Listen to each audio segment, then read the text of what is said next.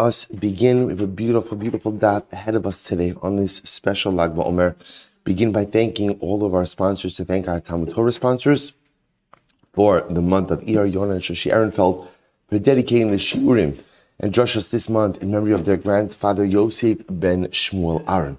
Benjamin and Elys Wohl for dedicating the Shiurim and Drushos this month in memory of Moshe Chaim ben Tzvi Hirsch, Zichron Livracha.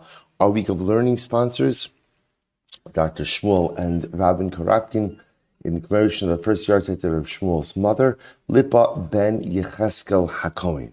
And our Daf Yomi sponsors for today, Seth and Rachel Rotenberg, in commemoration of the yahrzeit of Seth's father, Ze'ev ben Chaim Shmuel, Zichron Livracha, and Moshe and Yocheved Roth in honor of the marriage of their daughter Michal to Maya Reisher, and Yahrzeit Hashem, which will take place tonight. B'sha'a tova u'mitzlachos.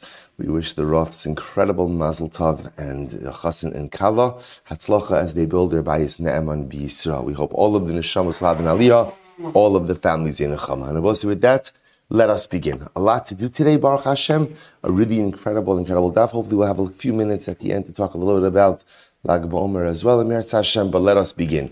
So today's daf is Ayin Gimel 73. We are picking up in Yahrzeit Hashem on Ayin Beis Amud Beis 72b, and we're picking up pretty much in the middle of the daf. Amar Rabbi Elazar.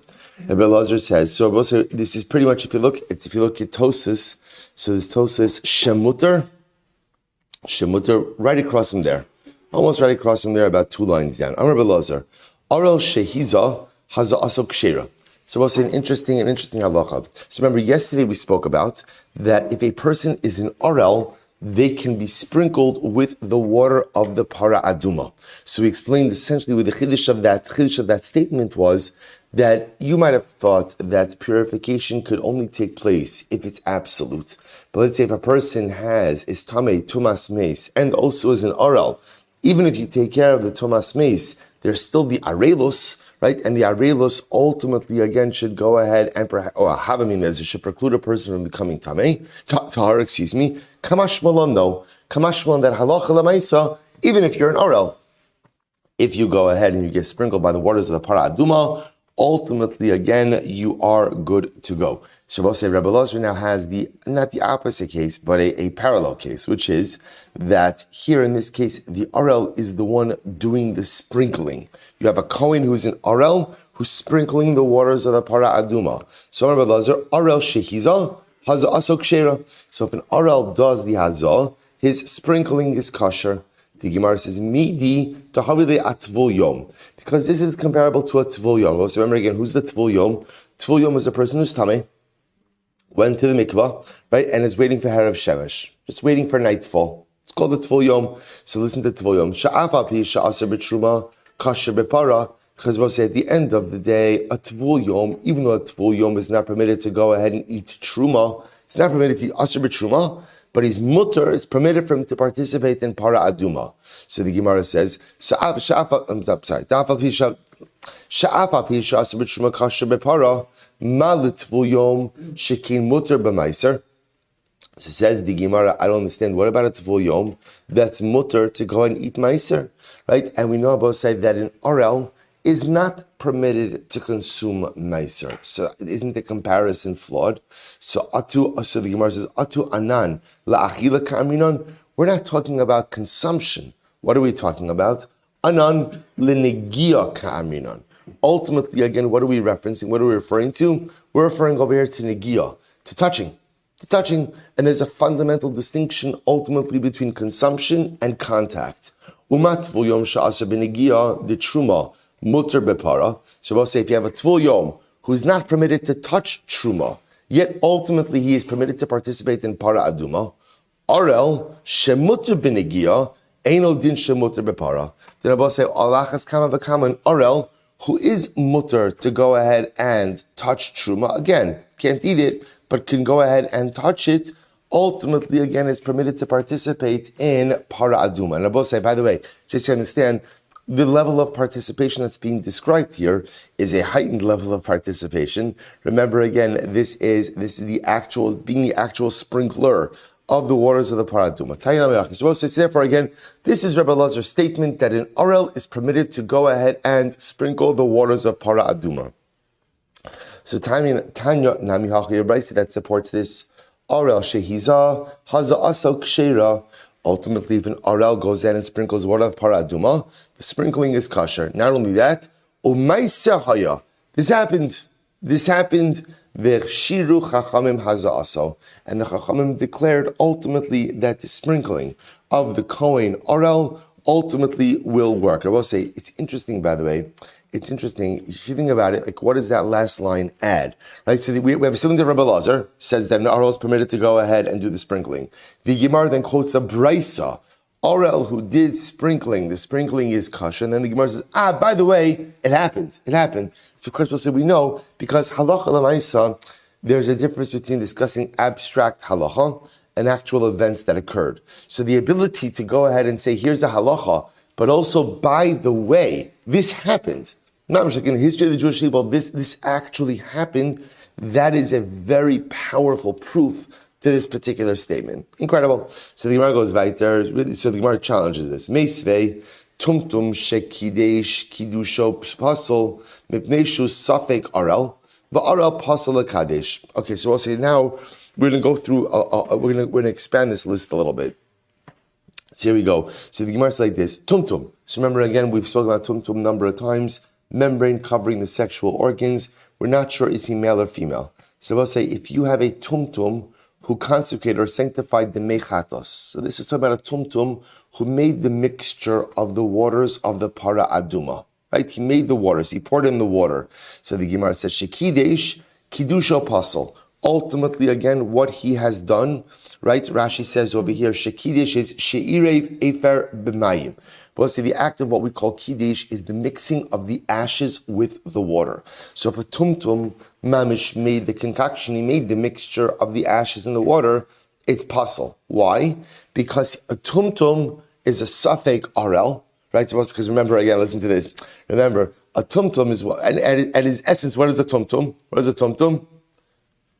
Safek yish, safek isha, right? So interestingly enough, in that safek, there's also, if he's an ish, he's also a what? He's also an orel. He's obviously uncircumcised. So it's very interesting. So in other words, we never, again, I think until you come to this Gemara, you don't think of tumtum as a safek orel. You just think of a tumtum as safek ish, safek isha. But now that the Gemara mentions it, it makes a lot of sense, because if he's a safek ish, by definition, he's an uncircumcised ish. An orel is not permitted to go ahead and make the mixture of para aduma, of the ashes with the water. So therefore, by definition, a tumtum is not permitted to do so as well. The androgynous shekidish. What if an androgynous came along and made the mixture? So ultimately, again, kiddush kosher. That works. That works. Now, why is it that works? Because halacha l'maisa, Rashi says over here, androgynous, mohul, shekidish, kiddush, kasher. Remember, this is talking about an androgynous who has a bris. So we're going to see, Rashi says over here, sha'afilu isha kshir l'kadish l'rabbanan. So we're going to see, because halacha l'maisa, technically speaking, a woman is permitted to make the mixture of para aduma as well. So the androgynous, if it's a man, he's circumcised, we're good to go. If it's a woman, right? If she's a woman, then halacha l'maisa, she's permitted to make the mixture anyway. Rabbi Yehuda says, af androgynous shekidish kidusha psulin, mipnei shesafek isha, the isha psulim elakadesh. Shabbos Rabbi Yehuda disagrees. Rabbi Yehuda says no, an androgynous is not permitted to make the mixture of para aduma. Why? Because an androgynous is safek isha, and ultimately an isha is not permitted to go ahead and make the mixture. Good. So I will say, so what we have over here is a fundamental machlokes. Now, interestingly enough, what's the machlokes in, Rabbi? What's the machlokes in? Really only, let's go through what we agree on. What does everyone agree on? That number one, tumtum can't go ahead and make the mixture of para aduma waters. Why not? The truth is, it's going to be a machlokes, why not? But at least everyone will agree that by definition, it's a safek arel, and an arel can't go ahead and make the concoction, can't make the mixture. Then there's a further machlokes. What about an androgynous? That Rabbanan say good, because either way, it's a circumcised man or a woman, and either one is okay to make the mixture. Rabbi Yehuda says, no, a woman is not permitted to make the mixture, and therefore, again, an androgynous cannot make the mixture. So Rabbi say, remember, leaving aside everything else, a very important piece of information came out of this, which is what? That an Arel is not permitted to make the mixture of paraduma. Katani miha, Arel, the suffix Arel, pasal milakadesh. So Rabbi say, what do you see from here? You see from here that an Arel and even a suffix Arel are not permitted to make the mixture of paraduma. And Rabbi say, this seems to pose a question to Rabbi Elazar, because we would assume if Rabbi Elazar is going to say that an Arel is permitted to sprinkle the water, then what? Then what? He should be permitted to what? We would assume to mix it. And yet here the Brisa clearly explicitly says that he's not permitted to mix it. So what's going on over here? So Rabbi Yosef, Hy'd Tana de Rabbi Akiva. This particular Tana is a Tana of the yeshiva of Rabbi Akiva. I will say, by the way, what a schus to quote Rabbi Akiva on Lag BaOmer. Right? Absolutely incredible. Right? Tana de Rabbi Akiva. Demari Bose, by the way, I just want to point out also that Tana de Rabbi Akiva is also, again, remember the offspring is these are the Talmidim of the new five, right? Of the new five Talmidim of Rabbi Akiva, right? Not the 24,000 who perished. So here we're being quoted a teaching from someone who came out of the new five Talmidim of Rabbi Akiva, who when did Rabbi Akiva go ahead and establish or engage those five Talmidim? Today in Lag BaOmer, the Marbile L'Orel Kitame, because ultimately, you know, we'll say. So now what we're saying is like this: the author of this brisa, who holds that halacha l'maisa and Orel is not permitted to go ahead and do the mixture, is from Rabbi Akiva's yeshiva, right? And there they held that an Orel is like a tameh. Arel is treated like someone who is tameh. Look at Rashi for just a moment. Rashi says over here, Rabbi Akiva, Bereish Pirkin. Okay, fine. So we'll say, listen to this. The sign Rabbi Akiva Omer, Ish l'rabos es ha'arel. Rabbi Akiva, remember again, Rabbi Akiva going back for just a couple of days, Rabbi Akiva didn't have the whole Gzera Shava of Tosha v'Sachir, but rather, again, his drasha was Ish to include the Arel. So Rabbi Akiva's model, an Arel is like a tameh. So because of that halacha l'maisa, it makes sense that such a person would not be permitted to mix the waters of paraduma. So Amar Rava, suppose I fundamental machlokes. Amar Rava, Abi Yasivna Kamed Rav Yosef, Bikashili. So Rava says, I was going over all of this, and I was sitting before Rav Yosef, and I had the following question. Lo nishtamit tana v'lisnei ha'arel v'hatameh, v'leima Rabbi Akiva. So we'll say, so why do we make this much simpler? Instead of going ahead and the Tana going ahead and discussing all of this, why not go ahead and say simply from the front end that ultimately this reflects the view of Rabbi Akiva, to which the Gemara says below, V'hakatani ha'arel v'hatameh b'turim minariyah. What we have elsewhere, right? The statement, an arel and a tameh are pata from re'iyah. So we'll also remember again, re'iyah is the mitzvah to go to the Beis HaMikdash, right? The mitzvah of Aliyah L'Regel. Actually, I take that back. The mitzvah of re'iyah ultimately is to be seen in the Beis HaMikdash and ultimately to bring your olas re'iyah. So the Gemara says that an arel and a tameh are pata from re'iyah. Also from our Chagiga days we had this. Hasam mishum demais. We'll say there it's different. There it's not a din in tumah, it's a din in mios. So we'll say ma'is literally means like disgusting. The arel and the tameh are considered to be ma'os, and therefore that's why they should not appear in the mikdash. But it doesn't necessarily have anything to do with tumah per se. But azul tamayu. And I will say they both go according to their reasoning. Rabbi say, look at Rashi for just a moment. Who are we talking about now? Rashi says, Rabbi Yehuda v'Rabbanan de'iflugu le'el ba'adrogenous. So we'll say, so now we're going back for a second. If you remember again in the Brisa, we had the machlokes Rabbi Yehuda and the Rabbanan about androgynous. Remember again, the Rabbanan say an androgynous is permitted to go ahead and mix the waters of para aduma. Why? Because according to the Rabbanan, here's what the thing with androgynous is: either it's male or it's female. The good news is if it's male, it's what? it's a circumcised male. So according to the Rabbanon, you're good either way, because halacha l'maisa, the Rabbanon hold that both men and women are permitted to go ahead and mix the waters of paraduma. Rabbi Yehuda was the one who said androgynous is not permitted to mix the waters, because androgynous is suffix isha, and a isha, a woman, is not permitted to mix the waters. So says the Gemara, let's talk about this machlokes. Va'azlu tamahu tisanya, here we go. Hakol ksherim lekadesh, chutz mecherish shote v'katan. The Rabbanan, both the Tanna Kama holds that everyone is permitted to mix the waters of paraduma except for a cherish, shota, and a katan. Right? Except for, again, I both say this group that is generally considered to lack capacity. Deaf mute, an insane person, and a katan. Rabbi Yehuda machshir b'katan, uposal b'isha. Rabbi Yehuda ultimately says that a katan is kosher, but he says that a woman is not permitted to mix the waters. Uba androgynous, so the Gemara says, my time with the Rabbanon. So ultimately, again, uposal bi'isha uba androgynous. And Rabbi Yehuda says that Rabbi Yehuda machshir b'katan. Rabbi Yehuda says a child can do it. Uposal bi'isha uba androgynous. But ultimately says that a woman and androgynous can't. So we'll say, so let's analyze this machlokes. So let's zero in. Fundamental machlokes is a woman permitted to go ahead and mix the waters of the para aduma? Rabbanon, yes. Rabbi Yehuda, no. So my time with the Rabbanon, let's analyze it. We'll say, why is this? What is at the core of this dispute? Dichsiv v'lakhu latame me'efer sreifas hachatos. So we'll say, so the pasuk says, they will take for the person who is tamei from the ashes of the para. Chatas over here is the paraduma, from the ashes of the para. And the rest of the pasuk says, v'lakhu latame me'afar sreifas hachatos v'nasan alav Mayim Chayim El Keli. So we'll say, so this is the pasuk that describes taking the ashes and mixing it with water. Okay, so the Gemara says, Hanach de pasli ba'asifa psulin b'kiddush. Hanach de ksherin ba'asifa ksherin b'kiddush. So we'll say, the Rabbanon hold like this. They hold that the pasuk is creating a linkage. What's the linkage? The linkage is between v'lakhu, which is collecting the ashes, and v'nasan, and placing of the water.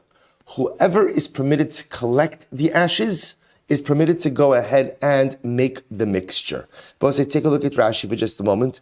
Rashi says over here, "V'lakhu latame basar asifas afrad da'haktsiv avoda dekiddush ve'in avoda mafsekes b'neim." So therefore, I will say, ultimately, again, we have the collection of the ashes, and then the mixture of the ashes. So the Rabbanon's model is, if you're permitted to collect, you're permitted to mix. Ultimately, again, Hanach de ksherim ba'asiv ksherim b'kiddush. Let's take a look at Rashi. Hanach de psulim ba'asiv psulim l'kiddush v'hasam darshinon v'asaf ish v'lo katan tahar lahachshir esa isha. So we'll say the Gemara doesn't mention this, but Rashi fills in the blank over here. So how does that help us? Because listen to this. The Rabbanan darshan as follows. The pasuk says v'asaf ish tahar. So right, v'asaf ish tahar. So we break this up. Ish teaches us that it has to be an adult and it can't be a minor. Tahar teaches us that it must be someone ritually pure, even if it's a woman. So we'll say, so again, this is like a double-decker drasha, right? So the first part of the drasha is there's a connection between the collector and the mixer. If you're permitted to go out and collect, right, and collect the ashes, you're permitted to mix them. And then who collects? Va'asaf ish tahar. It'll be an ish who is ritually pure. From ish we darshan adult and not a minor. Katan is excluded. Tahar, we go ahead and we darshan that halacha l'maisa, anyone who's tahar, even a woman, is permitted to go ahead and do the mixture. Incredible. What about Rabbi Yehuda? Rabbi Yehuda will say, Imkein nemakra v'lakach. If that's the case, why doesn't the pasuk just phrase it in the singular? Right? Just say v'lakach. Rashi says imkeim dahu asifa noket legabi mekadesh lichtov v'lakach latame kiechli dekasa ba'asifa va'asaf lashon yachid. Why doesn't it? Why is it v'lakhu and va'asaf? Why not v'lakach? My v'lakach. So we'll say. See, Rabbi Yehuda's fixated is, if you really want to make a connection between the collector and the mixer, then it should be phrased in the same way. Then it says va'asaf ishtar, but here it says v'lakhu latame. So why doesn't it say v'asaf v'lakach? So the Gemara says, "My velakhu." What does velakhu mean? Lakhu Rabbosai means even a larger group. Listen to this. Dafilu hanach de psulin hasam ksheirem hacha. Wow!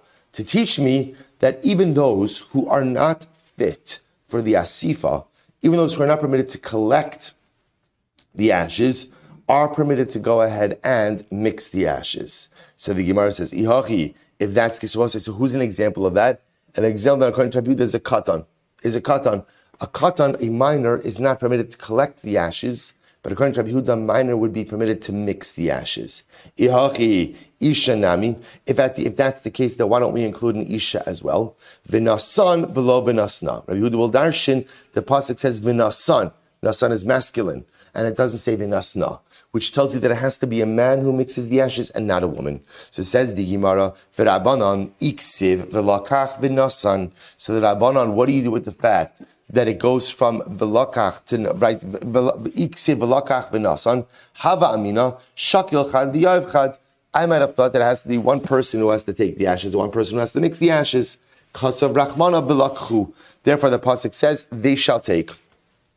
Because of Rachmana v'lakchu v'nasnu hava amina the shakli trei v'yavi trei. And if it would have said v'lakchu v'nasnu, I would have thought you need two people to take it, two people to mix it. Because of Rachmana v'lakchu v'nasan dafilu shakli trei. Even if two people took it, v'yav chad, one person could still go ahead and mix it. Good. So therefore, this is the fundamental machlokes between Rabbi Yehuda and the Rabbanon, ultimately again about the parameters of who is permitted to go ahead and mix the waters of the para aduma. Rabbi say at the end of the day, interesting. Well, we'll see how the Rambam paskins. Top of Ayin Gimel. So say now we're just continuing to go ahead and darshan the psukim. V'hiza hatar ala tamei. So say, so still in para aduma, what does the Torah say? Someone who is tahar will go ahead and sprinkle on the person who is tamei. Remember again, on the third day and on the seventh day. That is what is required. So say, so just by the way, just as we're kind of continuing along, just keep in mind the fundamental machloksim we have. We have Rabbi Elazar who's saying that an arel is permitted to go ahead and sprinkle the ashes of the para aduma. He's permitted to be the sprinkler, right? Okay, we have that. That doesn't seem to be machlokis as much as the Gemara tries to challenge it. Fine. Then we have the machlokis Rabbi Yehuda and the Rabbanon about who is fit ultimately to go ahead and do the mixing of the waters of the para aduma. You have the Rabbanon that essentially say everyone is permitted to go ahead and do it, except ultimately for Hakol Kshem Chutz Micherish Shotev a Katan, right? But Rabbanon including Isha, and Rabbi Yehuda says that a Katan can do it, an Isha can't do it. Okay, so just hold on to these machloksim so far. Tabavayin Gimel. So the pasuk says the person who is tahar will sprinkle the waters of the paraduma, and the person who's tamei, tahar michlal shehu tamei. I will say this is such a fascinating drasha. So the fact that the Torah goes out of its way to say tahar over here, the Gemara interprets as meaning this person is tahar for matters of para aduma, but he may be considered tamei for other situations. Okay? Where can you have a situation of a person who's tahar, right, for para aduma but tamei for other situations? Limeid atvul yom shekasher bepara. Oh, I will say, what's an example of that? A person who's kasher for para but tamei in other circumstances? Tvul yom. We spoke about this before. By the way, do you remember when we first saw this Gemara? About Tvul Yom by Para Aduma? Remember? Daf Beis in Yuma. Remember again, this was the first time that we were introduced to this sugya, where the Gemara spoke about the fact that clay gilalim they used to use, again, these earthenware utensils of Para Aduma, they would dafka be metame the Kohen who would do the part, they would dafka be metame him. Right? They would be metame him, then take him to the mikvah, and when he was a tvul yom, he would do the service of the partim. But why? Lahotse miliban shal tzdukim, because the tzdukim did not believe that a tvul yom could go out and do paraduma. And remember again, this was like the counterbalance. We were makel with tvul yom, and they were very machmir with other areas of paraduma to kind of balance things a little bit. In any event, so I will say the idea that we go out of our way to call him a tahar indicates that's that halacha l'maisa he's a tar for this situation, maybe tamei for other situations, to teach us that a tvul yom is permitted to do para aduma. So Bamin and Rasheshes Aram, so we'll say now we're transitioning. So we'll say, by the way, how do we pass the halacha l'maisa? So halacha l'maisa we pass like Rabbi Lazar, namely that an Arel is permitted, Kohen Arel is permitted to do the sprinkling of the paraduma. What about in the other discussion? We pass like the Rabbanan. The halacha l'maisa, when it comes to the mixing of the waters, everyone is permitted to do so, right? Even, a woman, an Arel. The only exception is cheresh shota v'katan. Cheresh shota v'katan. We pass like the Rabbanan. Good. Let's go weiter. Arel mal b'meiser. What's the interesting case? Is an Arel permitted to eat meiser sheni? Let's remember again, meiser sheni is the time that you separate out from your produce. That halacha l'maisa you have to bring up to Yerushalayim and you consume it. It's yours to consume. So is an Arel permitted to eat meiser sheni? So let's analyze this. So do we say ki heichid yolif pesach mi meiser le'inyan aninos yolif nami mi meiser mi pesach le'inyan arelos? Why don't we say the following? The same way that we learn out the Korban Pesach from meiser sheni in terms of aninos, that just like an onen can't eat meiser sheni, so to an onen can't eat Pesach. Why don't we say the flip? Why don't we say the flip side? And to say that we'll learn out meiser from Pesach, that just like again, by Korban Pesach, an Arel can't eat Korban Pesach, so to an Arel can't eat meiser sheni. Okay? Sounds like good limud. Here's the problem. Odilma, chamer mikal yolif, kal mi chamer lo yolif. There's only one problem. Let's say in general, it's easy to learn out something stringent from something lenient, but not something lenient from something stringent. In other words, I was saying, so for example, to learn out from Meiser Sheni to Pesach, that ultimately, again, just like an onen can't eat Meiser Sheni, can't eat Pesach, that makes sense. Why? Because Korban Pesach is more chamer than Meiser Sheni. So if by Meiser Sheni an onen can't eat it, then certainly Korban Pesach an onen can't eat it. Conversely, you can't necessarily learn out that since an Arel can't eat Korban Pesach, that an Arel can't eat Meiser Sheni. Korban Pesach is more chomer. Maybe that's just the din in Korban Pesach that doesn't apply to Meiser Sheni. Amar lahu tinisua. We learned this. So we'll say, so again, simple shaila. Is an Arel permitted to eat Meiser Sheni? Right? That's the shaila. So I'm going to say tinisua. We learned this. Hatshuma v'abikurim chayav nalein misa v'chomesh. Supposed to listen to this. If a non-Kohen goes ahead and consumes truma and bikurim, right? Both portions of the Kohen. Right? So if Yisrael consumes them, chayav nalein misa. If you do it intentionally, there's a chayav misa. If you do it unintentionally, ultimately again chomesh. There's a penalty fifth. Right? You have to pay back the principal plus a penalty fifth. Vasur l'zarim. And obviously, again, these items are prohibited to a non-Kohen. Vehein nichse Kohen. And they are the property of the Kohen. Property of the Kohen. We'll say, which means, what does it mean, property of the Kohen? So if a Kohen wanted to use them to be Mekadesh Nisha, to betroth the woman, he'll be permitted to do so. Listen to this. Va'olin be'echadumea. And Abba said they are bottle in a mixture of 100 to 1. And before you eat truma or bikurim, you need to wash your hands and feet.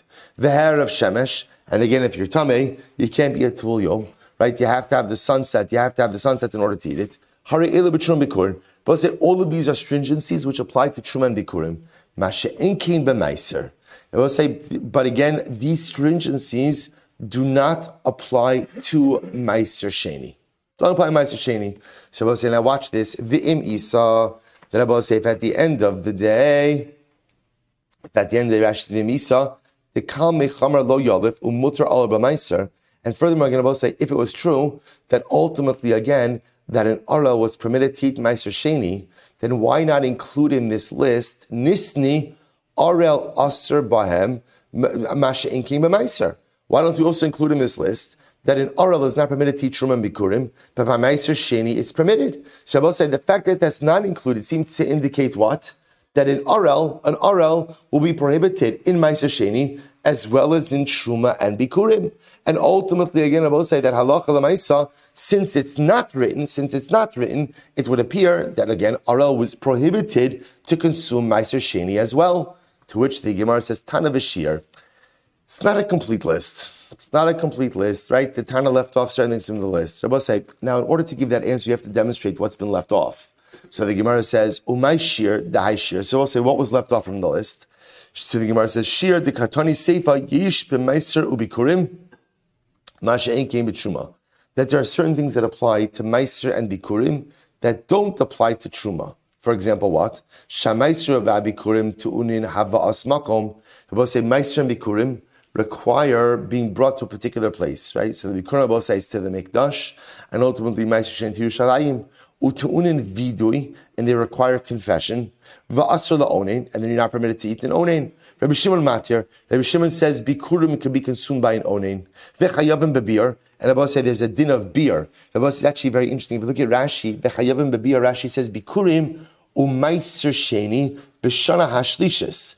Bikurim and maiser sheni have a din of beer. I will say beer means, remember again, this is when during the third year of the 7-year cycle, a person takes all of their tithes and gets them out of the house. Bi'arti hakodesh min habayis. I have removed all of the consecrated, sanctified items from my home.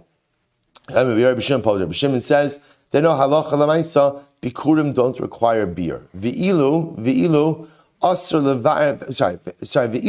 leva'ir mehen betuma, and I will say ultimately again. Look at Rashi just a moment. Ve'ilu asr leva'ir mehen betuma. I will say this idea that you can't look at Rashi. I'm sorry. Ve'ilu isra asr leva'ir mehen betuma. The Tanakama demakish b'kol ma'aser shein v'kol mili havile lemisni va'asr lahalik mehem enitmu de'ein tum asan matirin lahavara. So I will say, as we're going to see in just a moment, according to the Tanakama, who goes ahead and compares, right, bikurim to meiser for everything, he should say that halacha lamaisa, you are not permitted to go ahead and burn them and get use of them in a state of tumah, right? So this statement is not included. V'ilu asr levar mem betuma amad beis va'ochlin betumas atzman loke masha'en kein betruma. And I will say furthermore again, ochlan betumas atzman. And I will say we're going to see this is actually an interesting case.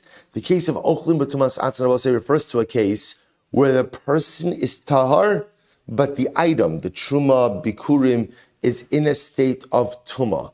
If a person goes in, a kohen goes in and eats these items, he's tahar, but the items are tameh, loke. Ultimately, you get malchus. Masha'en kein truma. And I will say these are halachas that apply to bikurim, but don't apply to truma. And I will say ultimately, Rashi says over here, because by truma, masha'en kein truma, de'eno musharba ela betumas haguf. I will say this is actually very interesting. By truma, there is technically no prohibition to consume truma that is tameh, right? So to eat truma tameya in a person that is tar, that wouldn't. There's no particular isra with that. The only isra applies when the person himself is tameh. I will say, what's the point? The point over here is that there are many other things that could have been included in the list that were not. So therefore, by definition, because of that, then halacha l'maisa, you can't go ahead and have a raya. You can't have a raya to say that the list itself is exhaustive. Seth Rabbi will say, we'll pause here for just a moment because let's go back, because the Gemara now is going to dissect this brisa that we just quoted. So we'll say, remember again, we had a very simple shaila. What was our very simple shaila? Our simple shaila was is an orel permitted to go ahead and eat meiser sheni? Right? I will say that was our fundamental issue. So I will say, interestingly enough, the halacha is we paskin that an oral is not permitted to eat meiser sheni, and in fact, interestingly enough, it's learned out from Pesach. That's actually where they learn it out from. Just because there is a connection between meiser sheni and Pesach, just like an oral is not permitted to eat, just like an oral is not permitted to eat korban Pesach, so too an oral is not permitted to consume meiser sheni. Good. That's the halacha l'maisa. Now, we're going to go back and do a deep dive into this brisa. So here we go.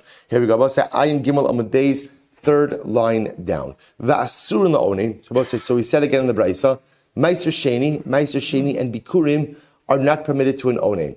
Only are permitted to eat these items. By the way, I'll point out, you say to yourself, okay, so what's the big deal? But if you think about this, by the way, if you're a Kohen, right? So remember again, these were the items through which you sustained yourself. So the idea that obviously people become an onen, Rahman al-Islan. So the idea that as an onen, you would have to be careful. I mean, meiser sheni is for everyone, but bikurim is for the Kohen. So halacha l'maisa again, whether it's your meiser sheni or bikurim, you can't consume it as an onen.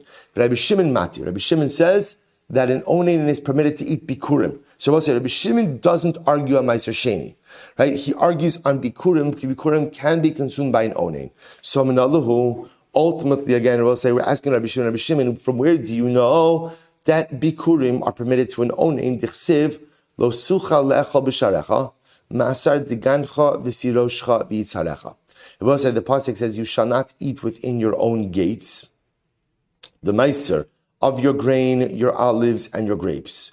Utrumas yadcha. So we'll say, so again, the pasuk the Gemara is quoting over here is lo sucha le'echol b'sharecha ma'asar digancha v'siroshcha v'yitzarecha. U'bechoros pekarecha v'tzonecha v'chol nedarecha asher tidar nidvosecha utrumas yadecha. Okay, so we'll say, so the Torah is here telling me you're not allowed to eat consecrated items in your own home. Consecrated items must be consumed in Yerushalayim. You know, where in Yerushalayim exactly depends on the nature of the sanctity of the item. So the Gemara says, now, what's that last phrase, utrumas yadecha? What does that mean? V'amar trumas yadecha elu bikurim. Oh, but we'll say trumas yadecha refers to bikurim. Bikurim. The iskish bikurim lemaiser, and now you see that bikurim is compared to meiser. Meiser asr laonein, af bikurim asr laonein. Just like meiser cannot be consumed by an onen, so to bikurim can't be consumed by an onen. So Rabbi Shimon who says that bikurim can be consumed by an onen, where does he get his idea from? Rabbi Shimon, truma karin rabbanan. I will say Rabbi Shimon says it might be true that trumas yadecha, right, or trumas yadecha is bikurim, but lamaisa the Torah calls bikurim truma, and what does that tell me? Ma truma muteres laonein, af bikurim muter laonein, and it teaches me a very important yesod, which is just as truma is muter to an onen, so to bikurim is muter to an onen as well. V'chayovin bebir. So we'll say, so therefore again, that's the source of machlokes. So that's machlokes number one. Can an onen eat bikurim? Rabbanan, yes. Rabbi Shimon, no. And again, based on the drasha of the same exact pasuk. Incredible. V'chayavim bebir. And ultimately, again, these items are subject to the din of beer. So the Gemara says, Rabbi Shimon poter. Rabbi Shimon says you're poter. Once again, mar makish. So the Tanakama will go ahead and compare bikurim to meiser. And ultimately, Rabbi Shimon does not make the hekish. Fine. Va'asr levar mehen betuma, va'ochlon betumas atzmon. So the Gemara says, look, yeah. So now we'll say two pieces of the brisa. We're just dissecting the brisa. So remember again, next piece was asr levar mehen betuma, which Rabbi say means halacha lemaisa. You cannot burn them, get benefits from burning them when they are in a state of tumah. But is referring to Meiser Sheni and Bikurim. And if you eat them, v'ochlam betumas atzmon. Rabbi say, so again, remember, ochlam betumas atzmon is the case where you are tahar, but the items are tameh. If you consume them in that case, you get malchus. So from where do we know this? Minalan. You say Rabbi Shimon, Rabbi Shimon says, Lo v'arti mimenu b'tameh. I have not gone ahead and burnt it in a state of tumah. Bein sha'ani tameh v'hu tahar. Bein sha'anitar v'hu. Whether ultimately, so what does this mean? And again, whether I am tameh and the items are tahar, or whether I am tahar and the items are tameh.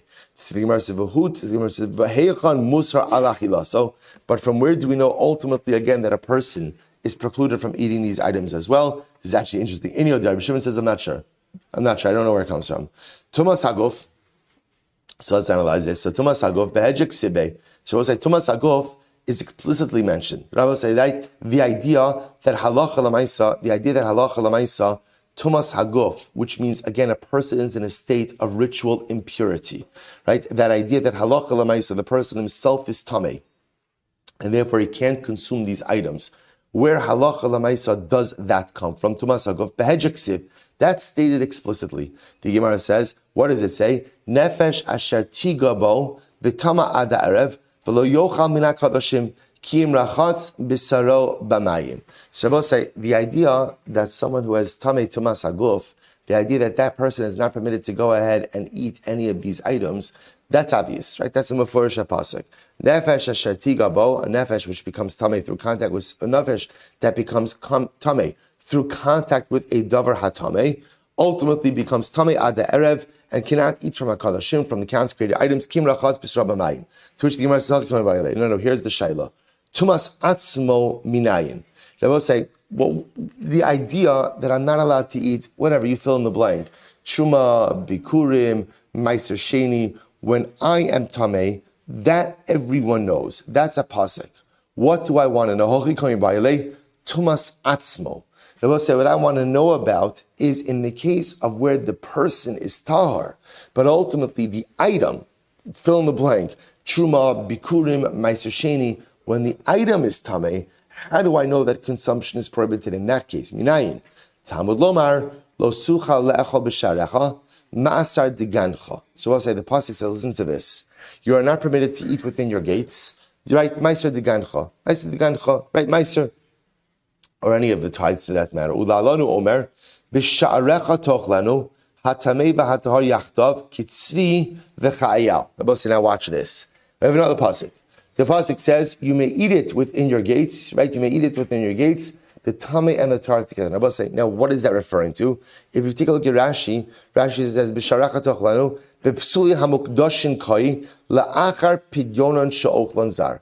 So I will say, this is talking about, again, cases of sacrificial animals which developed a mum and were redeemed. What we call psuli hamukdoshin. Right? So again, these what can you do with these items? So interestingly enough, once they've been redeemed, they no longer have any sanctity, and therefore halacha l'maisa, you could eat it even within your gates.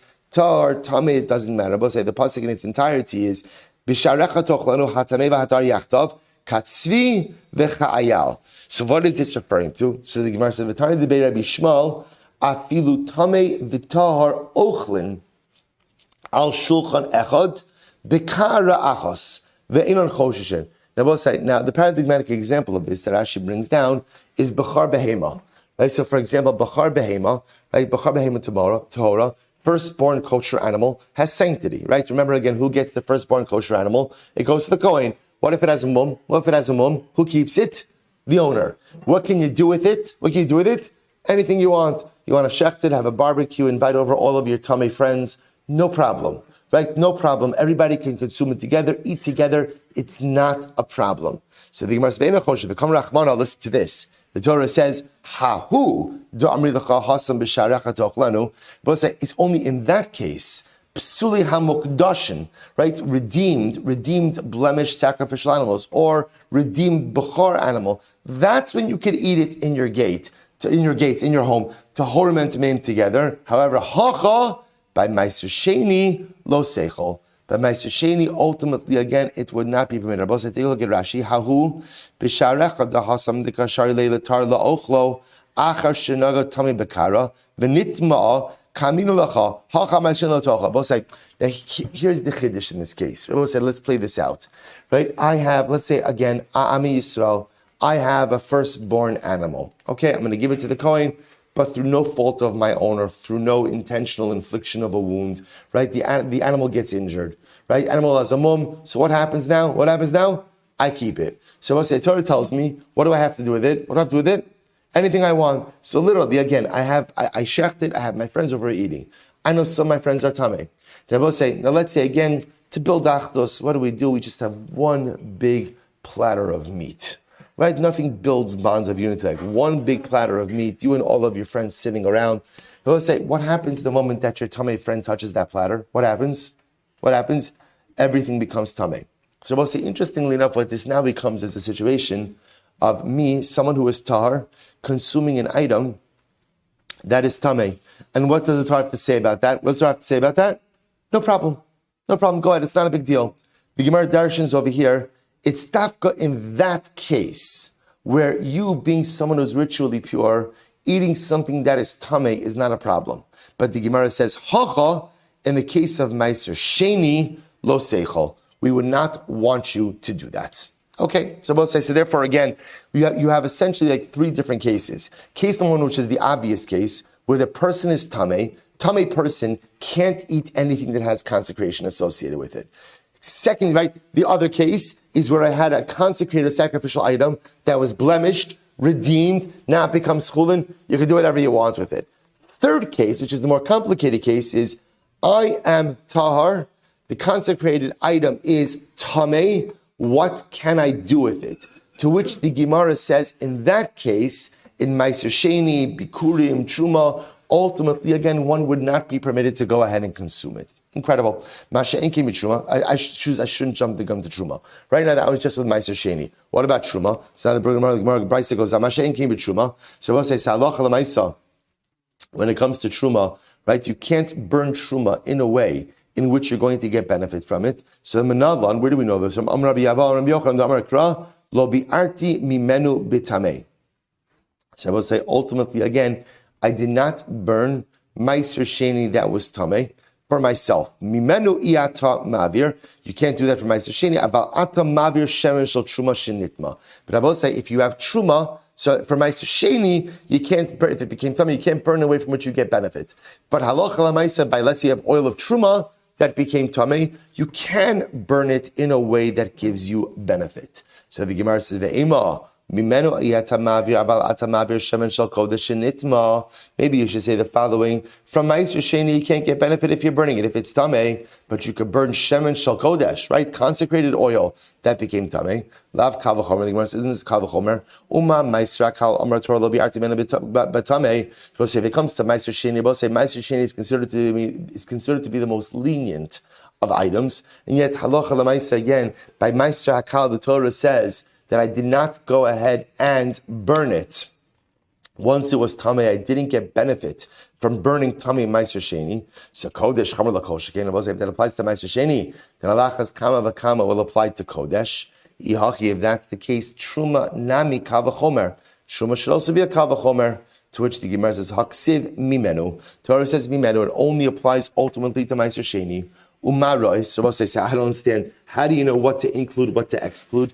Mistabra kodesh lo mematina shekain pinak kas.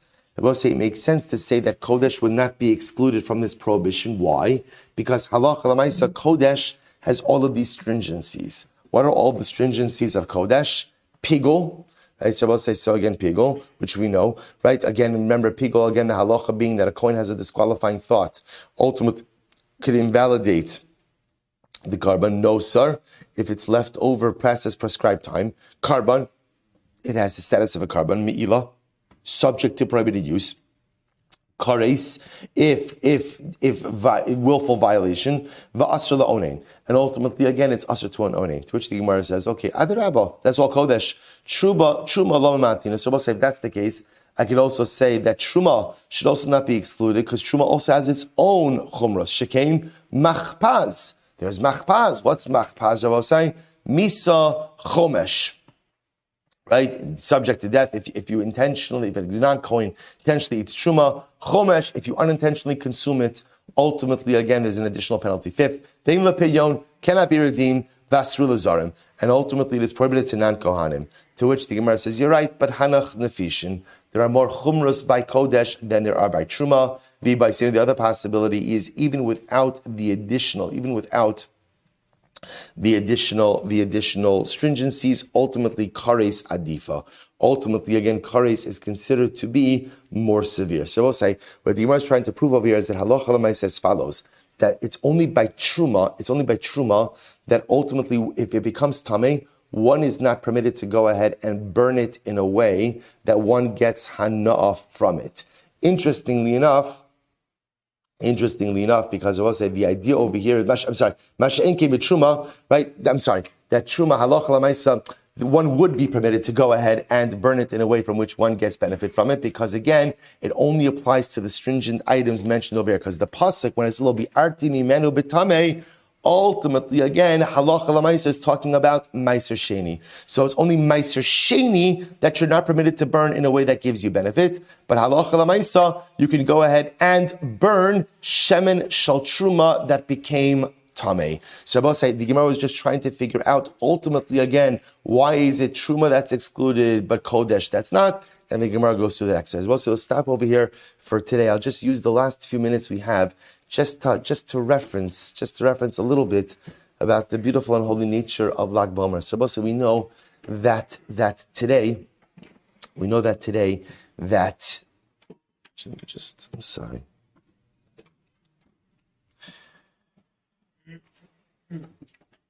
So we know that today, Lag BaOmer is special for so many different reasons. And has Kedusha associated with it. We spoke about this last night a little bit at the Madura, at the bonfire as well.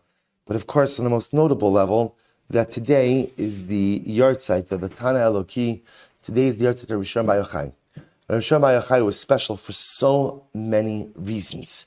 And most often we understand that the power of today, the yahrzeit of Rishon Bar Yochai, is because it was on this day, his last day of his life, Rishon Bar Yochai conveyed what became known as the Idrozuta, the Idrorabba, that on this day, Rishon Bar Yochai gave over to his students what we call today Jewish mysticism, right? The esoteric body of Torah knowledge, right? Kabbalah, Zohar, Idrozuta, Idrorabba, all of that Rishon Bar Yochai held in his heart, but then gave it over to his students. But I'll tell you something else, another lesson of Rashbi, which is so incredibly important. You know, there's a beautiful Gemara Maseches Sukkah. The Gemara in Daf Mem Hamad Bey says, Amar Rashbi, Rabbi Rishon Bar Yochai says, Yachal ani liftar es kol ha'olam min hadin. Ultimately, again, I could exempt the entire world from judgment. I could exempt the entire world. I can go ahead and literally cause everyone to be free from judgment, right? How could I do that? So the Gemara says, Miyom shenivrei siyat ata. So Rishon Bar Yochai says, literally, I have the ability, he sounds like he's saying through me, to carry the weight of the sin of the entire world and to exempt all of mankind from judgment. So I'll say, it's a very strong statement. How does Rishon Bar Yochai do that? So I'll say, I would draw your attention to another Gemara, the famous Gemara Masechah Shabbos. The Gemara in Shabbos, Daf Lamed Gimel Amud Beis, Lag, right? Lag Amud Beis. I will say, is the story of Rishon, it's a good way to remember, the story of Rishon Bar Yochai and Rabbi Elazar in the cave is on Daf Lag. Is on Daf Lamed Gimel. It's incredible. So Rabbi say, you know the story, they were in the cave, they came out of the cave, the first time they came out of the cave wasn't so good, everywhere they looked, they destroyed. The second time they came out of the cave, the Gemara says that Rabbi Shimon and his son Rabbi Elazar couldn't believe that people were working. They had lived such a kaddish and esoteric life that they couldn't believe that people were spending time in mundane matters. And everywhere they looked, they destroyed. Everywhere they looked, they destroyed. So that was the first time. Then they were sent back into the cave. The second time they come out. And what happens? They see, it's Erev Shabbos, and they see an old man running with 2 bundles of myrtle branches. And Rishon Bar Yochai says to the man, he says, why are you running with why 2 bundles of myrtle branches? And the old man said, Echad kineged zachar, but echad kineged shamar. One ultimately again for zachar, one for shamar. And Rabbi Shimon turns to Rabbi Elazar and he says to his son, Amar le lebrei, kama chavivin mitzvos al Yisrael. You see how much Klal Yisrael loves mitzvos. Klal Yisrael loves mitzvos. And I will say, what was happening during that exchange is everywhere Rabbi Elazar looked, Rabbi Elazar saw people who were shirking their spiritual responsibilities and totally immersed in mundane day-to-day life. And what Rashbi saw this old man carrying 2 bundles, rushing home from work, carrying 2 bundles. And he said to his sons, Kama chaviv in mitzvos al Yisrael. Look how much Klal Yisrael loves mitzvos. And I will say what was happening in that moment, was Rashbi exhibiting incredible avas Yisrael. Was Rashbi showing his son that if you want to be a member of Klal Yisrael, you have to see the good. You have to see the positive. It is easy to look at people and to see what is broken. It is easy to look at people and to see that which is damaged and in a state of disrepair. But if you want to really lift up Klal Yisrael, if you want to really move the needle for Klal Yisrael, if you really want to do something, it is all about Abbas Yisrael. And it's all about seeing the good. It is so easy and it is so tempting. And sometimes it actually feels so good to tear people down. But what happens when we tear each other down? What happens when we disrespect each other? What happens when it's lo nagu kavod zeh la zeh? Klal Yisrael is decimated. Klal Yisrael is torn apart. Kama chavivin. Rabbi Shimon Bar Yochai says, Rabbi Elazar, stop being such a purist. Stop looking for perfection. See the good in the simple Jew who's running home on Erev Shabbos with 2 bundles of myrtle branches. That's our vote. And I think that's the pshat. When Rashbi says, Yachol ani liftar kol ha'olam min hadin. I can save the entire world from judgment. What do you mean you can save the entire world from judgment? Rashbi says, it's not me, but this idea that I tried to convey to my son of Avas Yisrael, of seeing the good, of loving every Jew. That's what saves the world from judgment. That's what saves the world from judgment. Hossein, it's Lag BaOmer, and we have the yahrzeit of Rashbi, Rabbi Akiva's 5 new students, a day of such koach, and it's a day that we have to recommit ourselves to Avas Yisrael. We have disagreements, we have differences of opinion, we have this, we have that, whether it's within our families, within our shul, within a greater kila, within a community, within an am. It's time to set it aside. Rashbi tells us, if you want to save Klal Yisrael from din, it's all about kama chaviv and mitzvos al bnei Yisrael. It's all about Avas Yisrael. And if each of us could just take upon ourselves on this Lag BaOmer to love our fellow Jew just a little bit more, then the light of the Lag BaOmers of bonfire will catch, right? And the bonfires Lag BaOmer, that light will Yirtzeh Hashem turn into a raging fire of Avas Yisrael. And a raging fire of Avas Yisrael will Yirtzeh Hashem turn into the raging fire of Mashiach Mihira B'Yameinu. Amen.